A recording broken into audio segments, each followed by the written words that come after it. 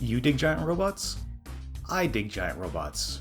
We dig giant robots. So you know what this channel needs more of? That's right, giant robots. Robotic Alchemic Drive, or RAD, is a game about taking a giant robot and punching another giant robot with it. That should be enough for me to sell you on it, but if not, here we go. RAD was developed by Sandlot. You know, the same people that made these games? If you're at all familiar with EDF's sense of humor, then you'll feel right at home here. Volgara, it seems shameful to destroy it. For you are the apex of evolution, the ultimate form of life.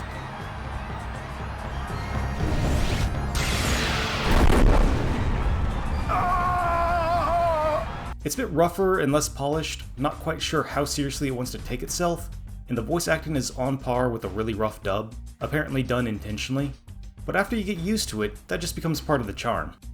The story sets itself up with the text crawl that it shares with the game manual. Humans go to the moon, then they all die. Humans build a space station, then they all die. Turns out, the world is covered in something called nectar radiance, that moves through space killing all organic matter. It prevents us from leaving and prevents aliens from coming to us. Except, you can see where that's going. Aliens come down from space as giant robots, and it's your goal to punch them to death. The game has a tutorial for once, but you don't really need it. Both it and the story mode will explain the controls, so doing one right after the other can end up being more of a tedious experience than it needs to be. The tutorial itself is more condensed, so it's good if you need a refresher or are going to jump into the challenge mode after having left the game for a while. The challenges are essentially just a mission select that you have to unlock, so you won't be doing it first either way. The tutorial is divided between the first 10 missions or so in story mode, which also introduces the mechanics unique to that mode, like protecting buildings for money and upgrading parts and moves. The story will also introduce other mechanics as it goes on, but it stops being the focus for the most part. It's part of leaning into the genre's common trope of last-minute abilities appearing right when the heroes need them. Speaking of genre tropes, you might have noticed that you aren't in the robot itself in this game. Instead, you control one of 3 high school students. When you switch to controlling the robot, called Mega Knights, you view the robots from the character's perspective. This means if you want a good view of the action, then it's your job to set yourself up to where you can see well. To aid with this, you're given an anti-gravity device to let you get on top of buildings, or even the shoulder of your Mega Knight if you're feeling brave. Once you've positioned yourself and switched to controlling the Mega Knight, there are 2 control schemes you're given.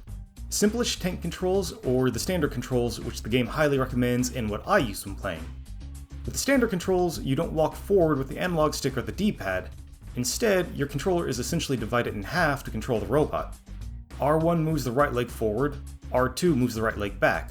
Likewise for L1 and L2 with the left leg. The analog sticks control their respective arms.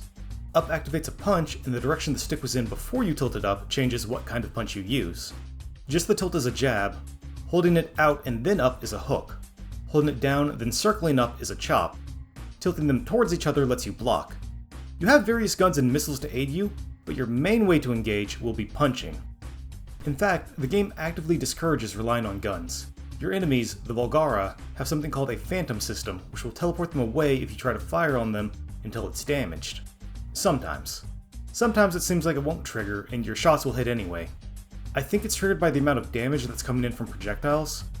It's an effective enough excuse to make you get in close and start wailing on your enemies. There really doesn't need to be a strong excuse anyway.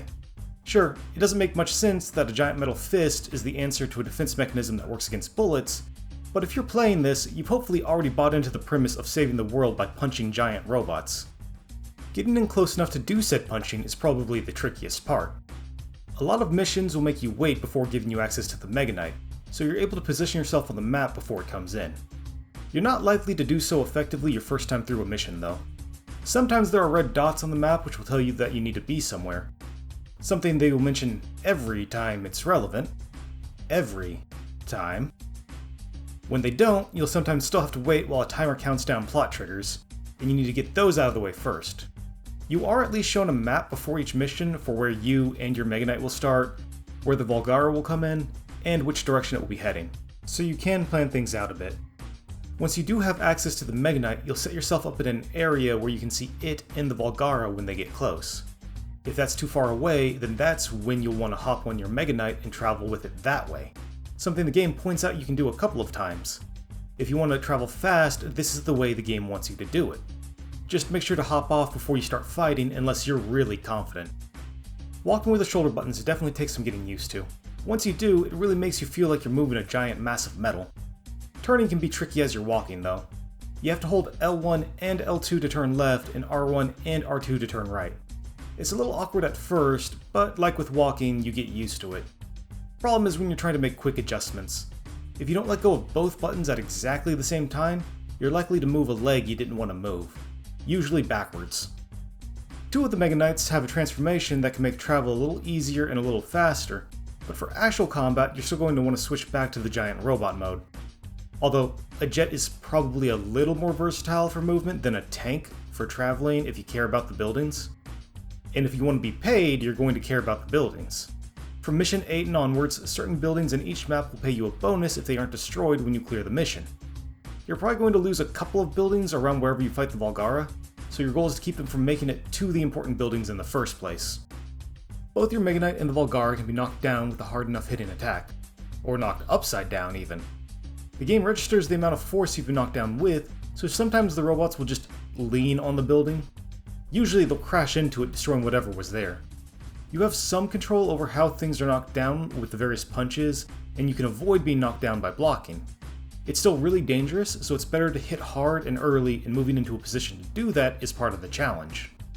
It's not just a danger to the buildings though. Your character might be a little sturdier than the walking blood packs that make up the crowds, but you're not going to be standing up to a giant robot on your own. For the most part. You can buy a set of grenades to put some work in, but in general, being too close is more of a hassle than it's worth. The biggest concern with being too close is that it'll give you a hard time trying to even see the action. If you're close to your Mega Knight or any Valgara, the very ground will shake as they walk. Not only do you need to find a good position for the camera, you need to find a good position that both is and feels safe. Not helping is that when you control the Mega Knight, you don't just focus on it, you center the camera on it entirely. I would love to see a more polished version of this game where the camera split the difference between your Mega Knight and what you're fighting. Of course, that requires two camera modes for being close enough to fight and being further away, so it's a non-trivial problem to solve. Since positioning your character to view the fight is already incorporated as part of the challenge, it isn't a big deal, it would just be an extra bit of polish. This is actually in the game to some extent, it can just be tricky to trigger until you're already in punching distance, when sometimes you need to see better to even get there. Again, planning where to be is a big part of the gameplay. That's why I usually get the personal upgrades for movement before much else when I can. You can rely on your basic toolset basically all game, so I find the other options more immediately useful. It's really just a matter of whether you want more movement before combat or more options in combat, and I'm fine with sticking to the basic punches for a bit before I can invest into other things. Even then, your basic equipment includes other staples of the super robot genre. Hidden weapons? There's a drill in Vivel's arm. Rocket punch? Yeah, that's a thing. Though, that can be hard to aim. Sometimes I'm just as much of a danger to the world as I am to the Valgara. Actually, let's take a closer look at the story. If I have any complaints about the game, it's how the story interrupts gameplay. There's a lot of focus on it, and it's not really good enough to justify how much time we spend on it. At its best, it's a precursor to the tongue-in-cheek B-movie sci-fi that really hit its stride with EDF. At its worst, there's a lot of waiting around twiddling your thumbs just to be interrupted repeatedly once you do have somewhere to be. I mentioned before that the voice acting was intentionally done as a bad dub, but the story still tries to take itself somewhat seriously, and it doesn't always work. Not helping is Nanao. The scientist with the heavy German accent is bad, but in a fun way. The one effective attack is to make the Mega Knight physically batter the Valgara. The Phantom system is incapable of reacting to Mega Knight's punches. Nanao is like nails on a chalkboard to me. This robot's no different. Even worse, we spend a lot of time with her, and she has the self-preservation instincts of a sponge. We're supposed to be sympathetic to her as a possible love interest, and someone who has lost her grandma and has had a hard life since then, but I just don't. Not helping is that some of the most annoying missions are tied to her, including the first real difficulty spike that brings in two Valgara that seem to beeline it for the building you need to protect. If you don't protect it, you lose the mission, rather than just not receiving a bonus. It's not an insurmountable challenge or anything, but it is probably the first mission that will take more than one attempt. The main character I chose to get footage for isn't much better. This is Senjo, a sleepy hick city on the Pacific. Not that any of the others are leaps and bounds better, but at least he controls the giant robot, giving him some sense of urgency. Even if it's more out of the luck of being the main character than anything involved in the character writing, it's something. Part of the problem is that when a character speaks, it'll usually pause the game, interrupting whatever you're doing. There are times where that won't happen, and it shows that they are able to just play the dialogue without pause, which would be better if it was just done across the board. At least while you're actively in the mission. I think they realized this, and it led to how the EDF games handled things. The gameplay also doesn't really change much, even with the various upgrades you can grab. You do eventually have access to all the Mega Knights in the story, so you're not locked down to just switching up your experience in challenge mode. The only issue is that despite having a different loadout, the main gameplay will stay mostly unchanged. The transforming Mega Knights give you more options for movement, but at some point you have to stand up and just punch the thing. That's not really a problem, it's the entire premise of the game after all. It's just it doesn't quite last over all 53 missions if you can't get on the same wavelength as the story. Actually, let's take a closer look at one of the missions. Let's see, why not Episode 11, First Memory? It's fairly comprehensive in showing what the general gameplay is going to be like, both good and bad. Like most missions, there's some dialogue from some of the characters before the gameplay itself starts. In this case, it's just the main character running up a hill to talk about their hometown. Then a brown filter falls over the camera. The first part of the stage is a flashback to establish our main character further. There's no guide on where to go for this one, so you're just left to wander around the city until you stumble upon triggers for the small set of story bits, or possibly trigger a timer for seeing them. The character's first time being a now, the reveal that you had a fiancé, who is the other possible love interest for the game, and more moments that emphasize how building the Mega Knights have left your family bankrupt. Oh, and despite being a flashback, you still have the anti-gravity drive. No reason to make wandering the city more of a hassle, I guess. When the flashbacks are finished, it'll be revealed that you were taking this trip down memory lane on a bridge in front of a Volgara. Your first instinct is probably to run away to safety. The game told you to, after all. But you won't get too far before you're interrupted by the main character speaking. They don't really add much. Walk a bit further, and some tanks will come in to try to take on the Volgara. There are two recurring side characters that are there to show just how overwhelmed the normal military is without you. Then, finally, you're given access to your Mega Knight. Like most missions, it launches from the gate under the main base. Now it's time for you to start walking it towards the fight. By the time you get close, the Volgara will start to spin. We get a voiceover saying how it's like a cyclone, so I know they can just play the voiceovers, and I would rather they do that more. Oh my goodness! The enemy has started spinning! It's like an enormous top!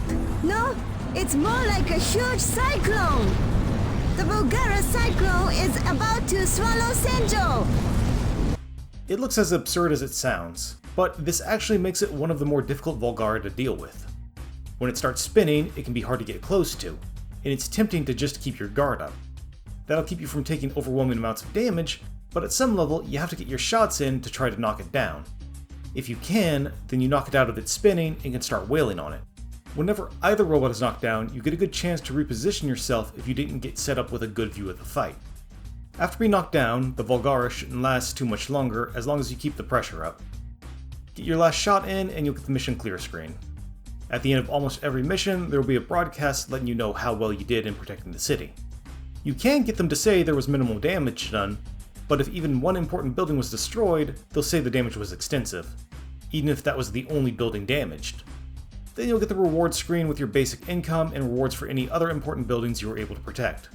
From there, you can upgrade or buy moves just to do it all over again.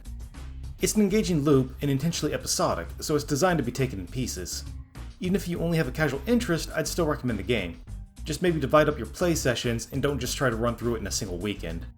It's still a good game, but it's also the second game in Sandlot's catalog, so it's obviously a lot more unpolished than their later games. That's fine, and I've said before, I'd rather a game be unpolished but try to do something interesting, instead of being polished but boring.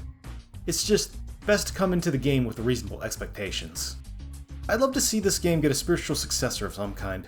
Despite what I said about the gameplay not lasting all 50 or so missions, it's one of the few experiences that make the giant robots you control feel big, and one of the only ones I know that does so from the ground level outside the robot itself. Definitely worth at least one playthrough if you're at all interested in giant robots. That's it for this video. Thanks for watching. Remember to like and subscribe.